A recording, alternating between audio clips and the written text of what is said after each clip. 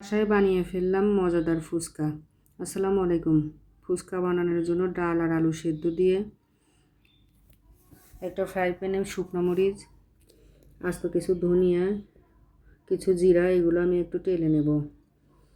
এই মশলাগুলোই আসলে চটপটি ফুচকার আসল স্বাদ বাড়ায়।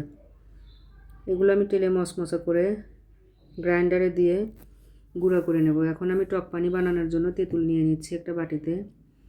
একটু পানি নিয়ে তেঁতুলগুলো চটকিয়ে নেব। তেঁতুলগুলো আগে থেকে একটু ভিজিয়ে রাখলে ভালো হতো, কিন্তু ভেজানোর কথা আমার মনে ছিল না। তেঁতুলগুলো চটকানো শেষ। তেঁতুলের কাঠ বানিয়ে ময়লাগুলো সব ছেঁকে ফেলে দিয়ে এখানে আমি আরও একটু পানি মিশিয়ে নেব টক বানানোর জন্য।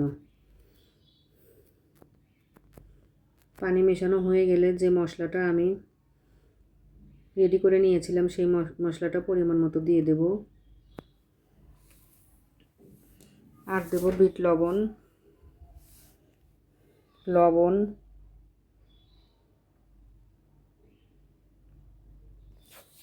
বোম্বাই মরিচ কুচি কুচি করে রাখা, আর একটু ধনিয়া পাতা। আমার পরিবারের সবাই আমরা অনেক স্পাইসি খাবার, ঝাল খেতে পছন্দ করি। বোম্বাই মরিচ দিলাম অনেক বেশি ঝাল হওয়ার জন্য। টক পানিটা আমার রেডি হয়ে গেছে।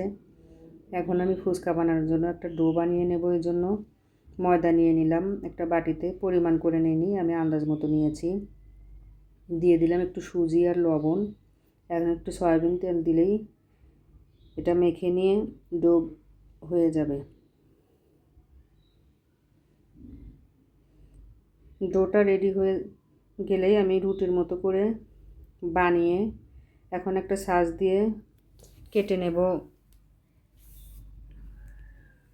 ফুচকার আকারে। চুলায় কড়াইতে তেল দিয়ে রেখেছিলাম গরম হওয়ার জন্য। তেলের মধ্যে আমি একটা একটা করে এগুলো ছেড়ে দেব। ফুচকাগুলো কি সুন্দর ফুলে ফুলে উঠছে। ফুচকার কালারও চলে আসছে। এই ফুচকাগুলো এভাবে ভাজলে অনেক ক্রিস্পি হয় এবং ঘরে বানানো সব কিছু ফ্রেশ ফ্রেশ, খেতেও মজা লাগে। ফুচকা আমার ভাজা শেষ। আমি সবগুলো ফুচকাই এভাবেই ভেজে নিয়েছি। এখন আমি ডাল আর আলু যে সেদ্ধ করে রেখেছিলাম সেগুলো রেডি করব। এজন্য কাঁচামরিচ, পেঁয়াজ, ধনিয়া পাতা, শসা এগুলো কেটে রেখেছিলাম। পেঁয়াজ কুচি দিয়ে দিলাম।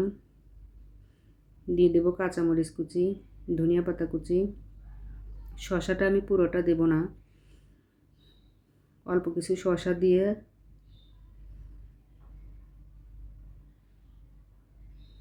এগুলো আমি সব কিছু একসাথে মাখাবো।